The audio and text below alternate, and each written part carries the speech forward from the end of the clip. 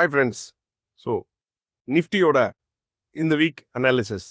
ரீசெண்டாக ஏப்ரல்ல இருந்தே நிஃப்டி வந்து கண்டிப்பாக வந்து பாட்டம் அவுட் ஆகி ஸ்டாக்ஸ் எல்லாமே பெரிய ரேலி கொடுக்கும் அப்படின்னு லாஸ்ட் வீடியோஸில் பார்த்துட்டோம்.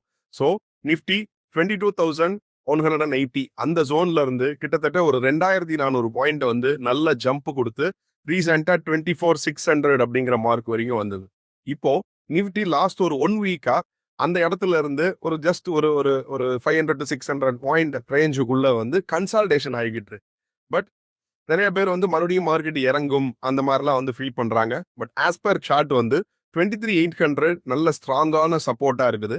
நிறைய சப்போர்ட்ஸ் அங்க வந்து நமக்கு வந்து price action support and Bollinger பேண்டோட சப்போர்ட் இது எல்லாமே 23,800ல இருக்கிறனால நான் எக்ஸ்பெக்ட் பண்றது கம்மிங் வீக் வந்து ஒரு புல்லிஷான மொமெண்டம் கிரியேட் ஆகி மேல ரேலி கொடுக்கறதுக்கான வாய்ப்பு இருக்கு. ஸோ அடுத்து நான் எதிர்பார்க்குற ரெசிஸ்டன்ஸ் அடுத்த வாரத்துக்கு நிஃப்டி போறது வந்து 24,600ல இருந்து 24,900 வரைக்கும் போறதுக்கான வாய்ப்பு இருக்கு.